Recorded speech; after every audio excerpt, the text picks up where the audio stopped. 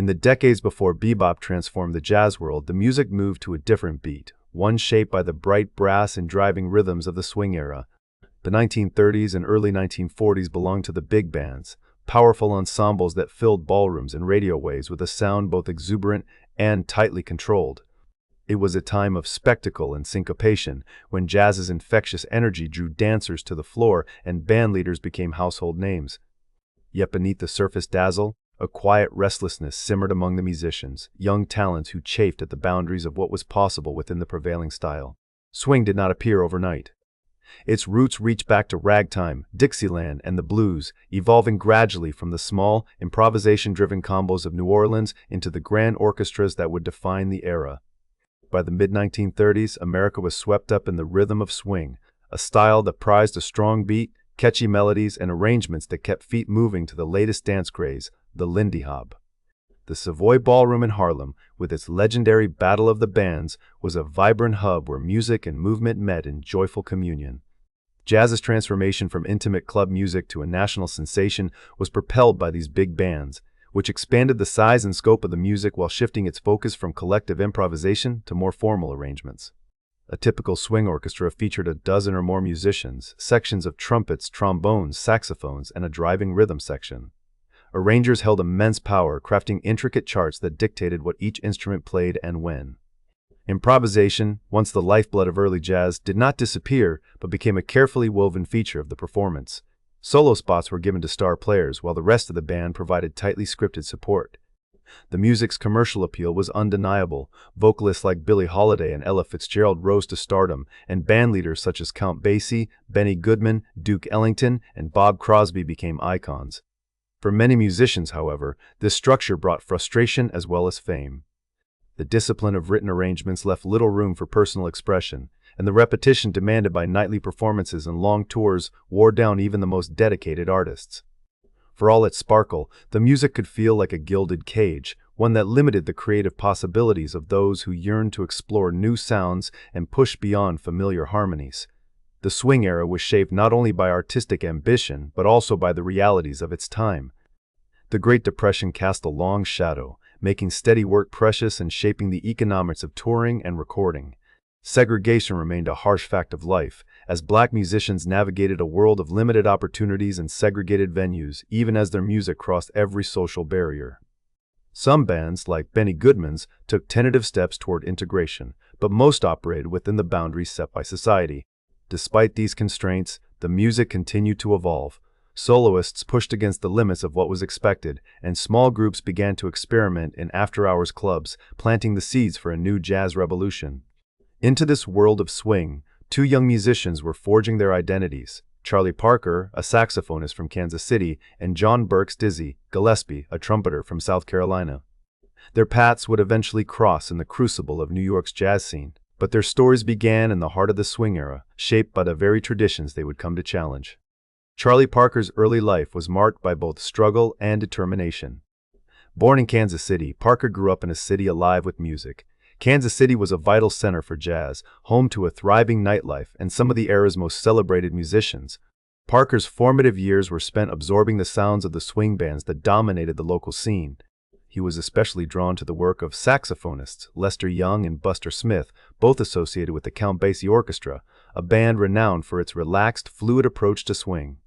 The influence of these musicians loomed large in Parker's imagination. The lyricism of Lester Young, with his smooth singing tone, and the rhythmic daring of Buster Smith helped shape Parker's developing style. But Parker's journey was not easy. Early on, he struggled to master his instrument, facing setbacks and even ridicule from more experienced musicians.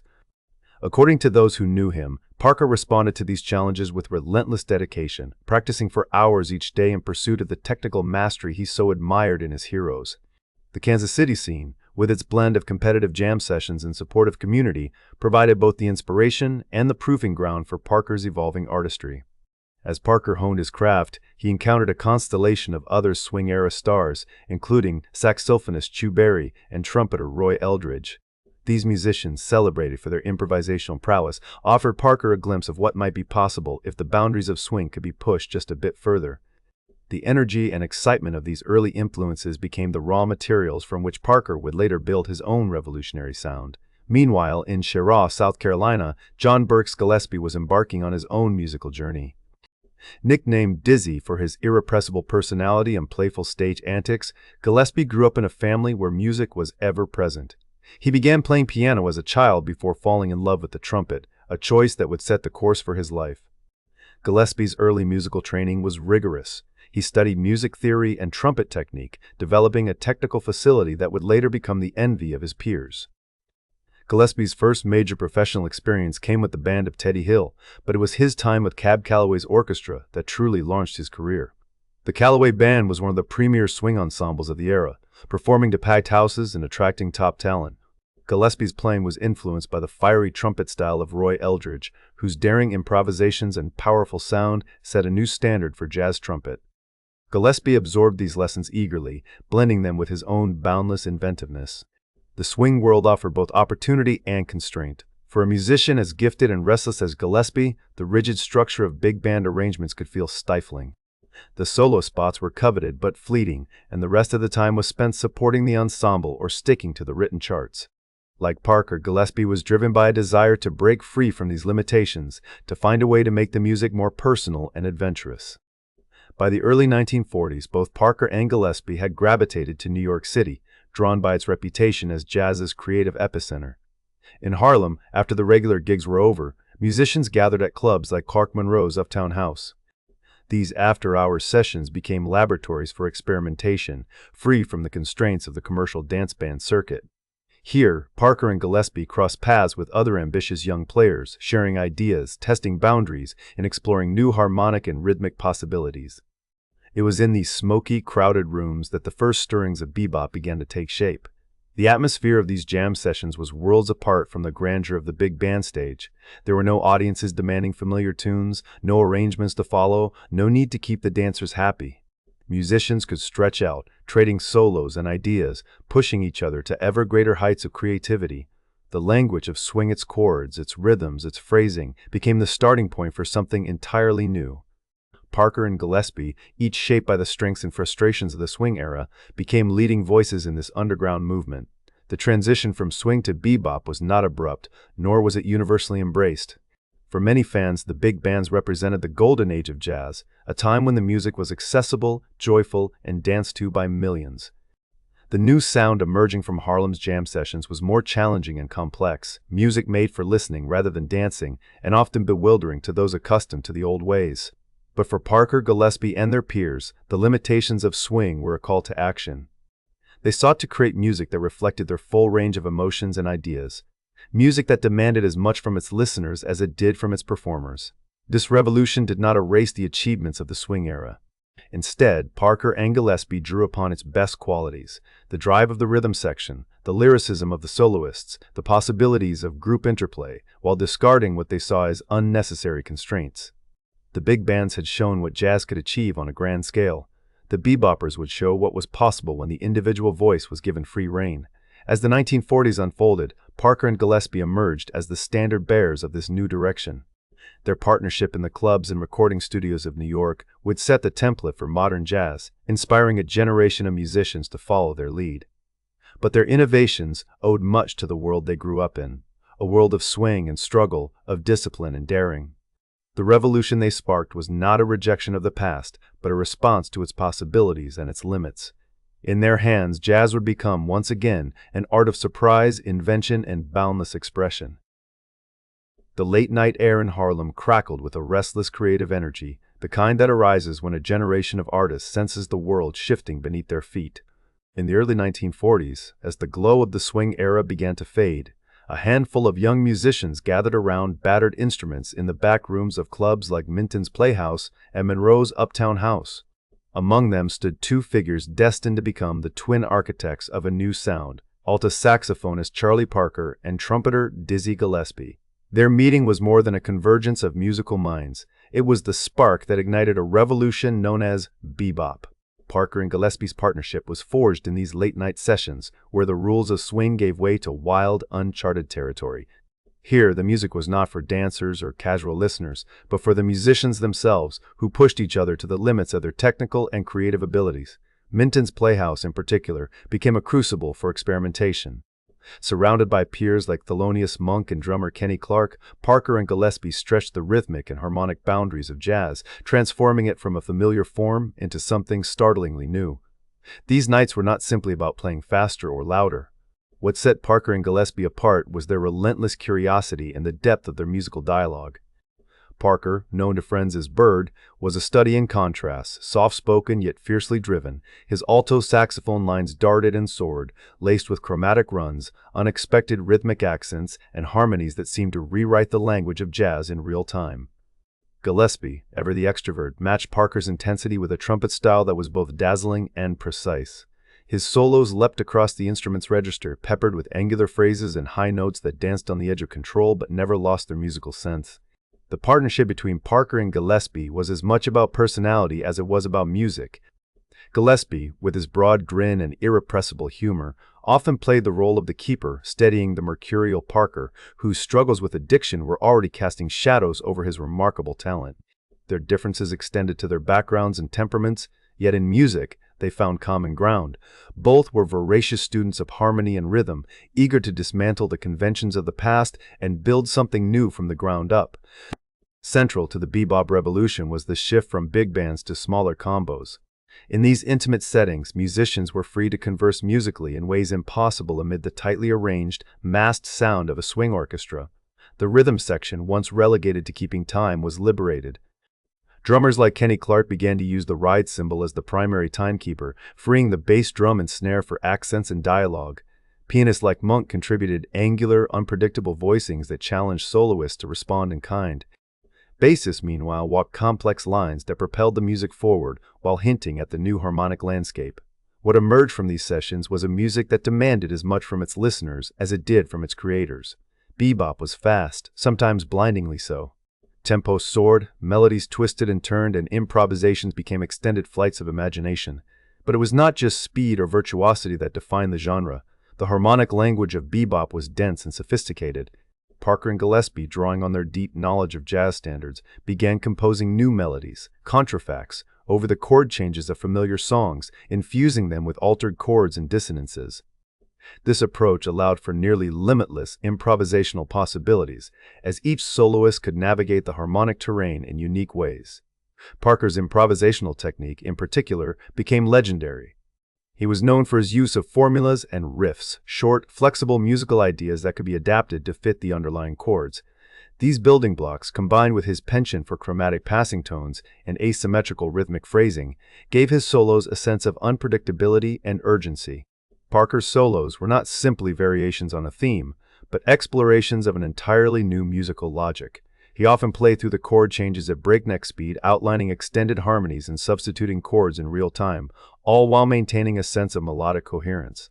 Gillespie, too, was a master of improvisation, but his genius lay in his ability to synthesize complex ideas into clear, memorable statements. His trumpet solos were marked by wide interval leaps, rapid-fire runs, and bursts of rhythmic invention. Gillespie's sense of humor and playfulness were never far from the surface, even in the most challenging musical moments. He brought a spirit of fun to the bandstand, goading his peers to take risks and try new things. Yet he was also a disciplined musician, committed to the seriousness of their artistic pursuit. The early 1940s saw the first flowering of this new style, with Parker and Gillespie leading small groups in Harlem and, eventually, on New York's storied 52nd Street. Their residency at clubs like the Onyx brought bebop to a wider, if sometimes bewildered, audience. For many listeners, the music was a shock. Gone were the predictable rhythms and catchy riffs of swing. In their place were rapid tempos, jagged melodies, and harmonies that seemed to defy gravity. Some critics dismissed bebop as chaotic or even unmusical, but for Parker, Gillespie, and their peers, this was the language of modernism, a way to express the complexity and uncertainty of a world at war and in flux.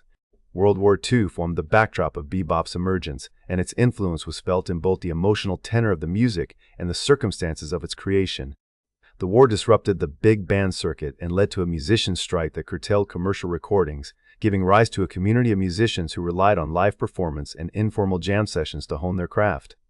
In this atmosphere, Parker and Gillespie found the freedom and the necessity to innovate. Key recordings from this period provide a window into the birth of bebop.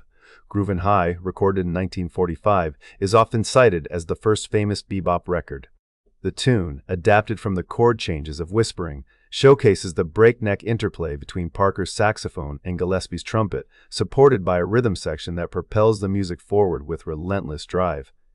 Salt Peanuts, with its playful repeated vocal riff and intricate solos, further illustrates the new style's wit and technical demands. A Night in Tunisia and Hot House continued the trend, each composition expanding the harmonic and rhythmic vocabulary of jazz. The recording session on March 28, 1946, stands as a landmark in the history of bebop. Here, Parker and Gillespie laid down a series of tracks that would become essential listening for generations of jazz musicians. The complexity of these pieces, both in their written themes and improvised solos, signaled a decisive break from the conventions of swing. The music was cerebral, even intellectual, intended for attentive listening rather than background entertainment. Jazz, in the hands of Parker and Gillespie, had become an art form in its own right. Despite the technical brilliance of their music, Parker and Gillespie never lost sight of jazz's roots. Their improvisations often referenced the blues, and their approach to rhythm drew on the triplet feel and syncopation of earlier styles. But the context and purpose of these elements were transformed. Where swing sought to entertain and energize dancers, bebop challenged listeners to engage with the music on a deeper, more personal level. This was a music of ideas, a conversation among equals who spoke a shared and evolving language.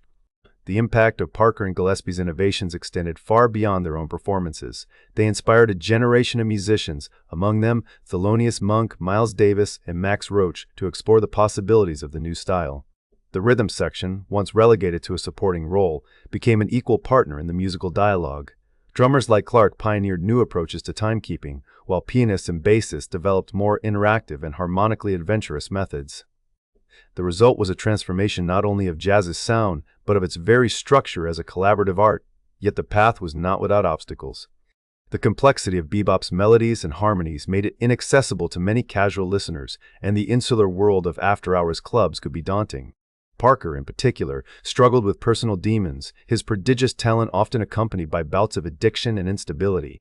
Gillespie, for his part, took on the role of organizer and mentor, guiding their bands through rehearsals and performances, and sometimes acting as a buffer between Parker and the outside world.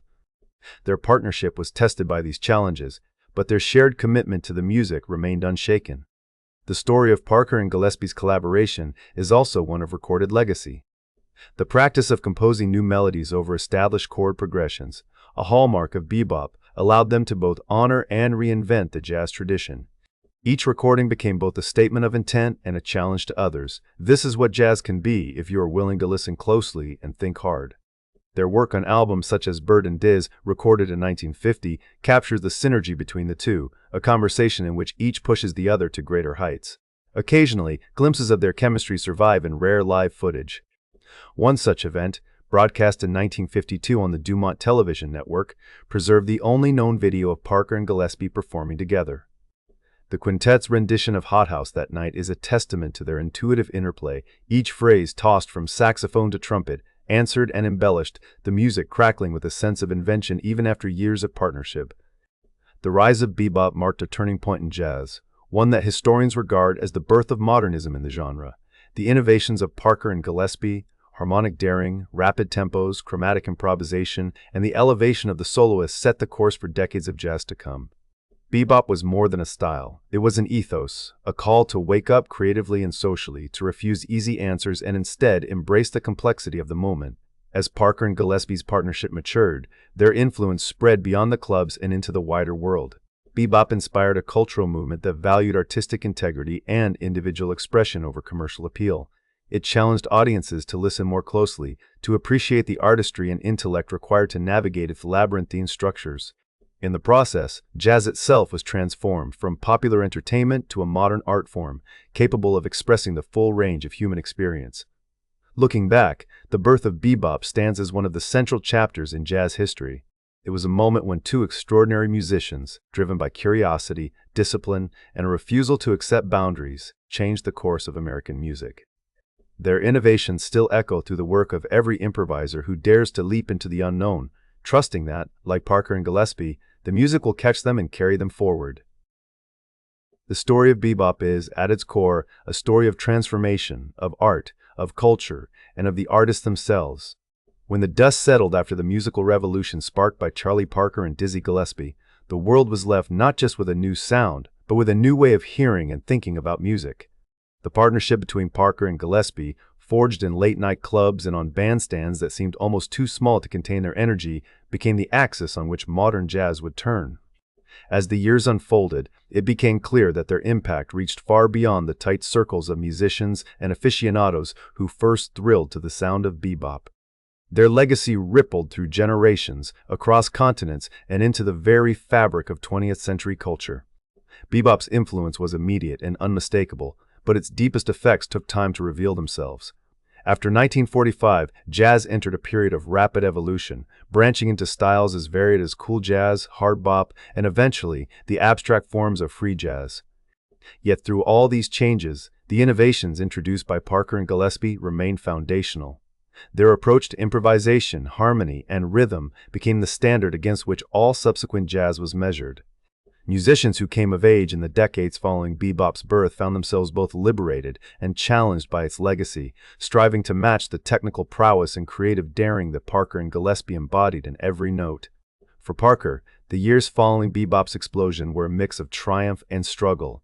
His recordings from the mid-1940s, preserved in archival collections and cherished by musicians and scholars alike, reveal a mind constantly searching for new possibilities within the structure of a song. His solos were meticulously constructed, yet filled with moments of wild inspiration, unexpected turns of phrase, sudden bursts of speed, and subtle rhythmic displacements that seemed to bend time itself. These qualities became hallmarks of modern jazz improvisation, emulated by saxophonists for decades to come. Parker's compositions set a new standard for melodic ingenuity, weaving playful motifs and complex harmonies into pieces that have become part of the core repertoire for jazz musicians worldwide. The influence of Parker's techniques can still be heard in the music of artists who may never have met him, but who learn from his recordings, transcriptions, and the stories passed down by those who witnessed his genius firsthand. For Dizzy Gillespie, the legacy of bebop was both a continuation and a new beginning. Unlike Parker, whose personal demons often threatened to overshadow his artistry, Gillespie's later career was marked by a spirit of exploration and outreach. He became a bandleader of rare vision, assembling ensembles that could handle the technical demands of bebop while also embracing new sounds and ideas. Gillespie's leadership extended beyond his own bands. He became a mentor to younger musicians, sharing not just his knowledge of music, but also his belief in jazz as a force for connection and transformation. Trumpeters such as Miles Davis, John Faddis, Fats Navarro, Clifford Brown, Arturo Sandoval, Lee Morgan, and Chuck Mangione all traced elements of their own sound and approach to Gillespie's example. In this way, Gillespie's influence radiated outward, shaping not only the next wave of jazz musicians, but also the broader direction of the music itself. One of Gillespie's most significant contributions in the years after bebop's emergence was his embrace of Afro-Cuban rhythms and musicians. By incorporating these elements into his music, he helped lay the groundwork for what would become known as Latin jazz. This openness to new influences was emblematic of Gillespie's approach. He saw bebop not as an endpoint, but as a springboard for further innovation. His big bands, his collaborations, and his tireless touring, including State Department-sponsored trips that brought jazz to audiences around the world, made him a global ambassador for the music. These tours, in particular, helped spread the language of bebop far beyond the United States, inspiring musicians in Europe, South America, Africa, and Asia to explore this new sound. The presence of jazz in international music scenes is, in no small part, a testament to Gillespie's vision and charisma. Yet the legacy of Parker and Gillespie is not just a musical one. As bebop took root and flourished, it became a form of social expression and, for many, a kind of protest. It emerged at a time when African American artists were pushing back against the commercialization and stereotyping of black music. Bebop musicians asserted their right to artistic independence, prioritizing creative exploration over commercial appeal. The complexity and intellectual rigor of the music signaled a shift in how jazz was perceived, no longer merely entertainment, but a serious art form worthy of respect and scholarly attention. The style, fashion, and even language associated with bebop sharp suits, hip slang, and air of cool detachment became part of a broader cultural movement that challenged prevailing norms and affirmed African American identity in new ways. This transformation of jazz into an intellectual art form, one that demanded active engagement from listeners and musicians alike, had lasting consequences. Bebop's intricate melodies, rapid tempos, and sophisticated harmonies set a new bar for technical achievement.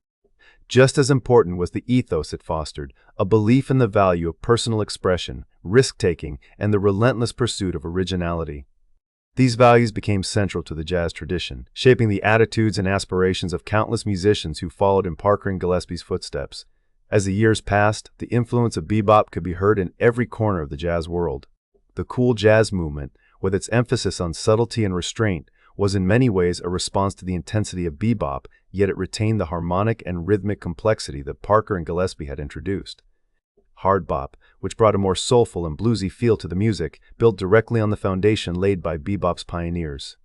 Even the advent of free jazz, with its embrace of abstraction and collective improvisation, can be traced back to the spirit of experimentation that defined Parker and Gillespie's work.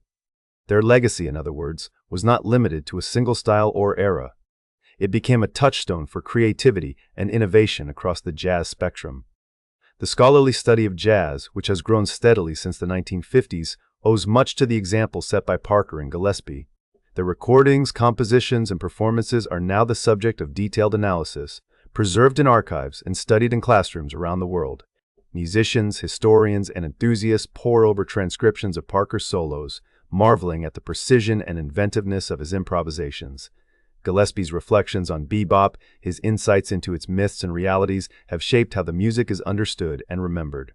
Oral histories from their contemporaries, along with contracts, letters, and other archival materials, help paint a nuanced picture of their lives and work, ensuring that their contributions are not lost to time.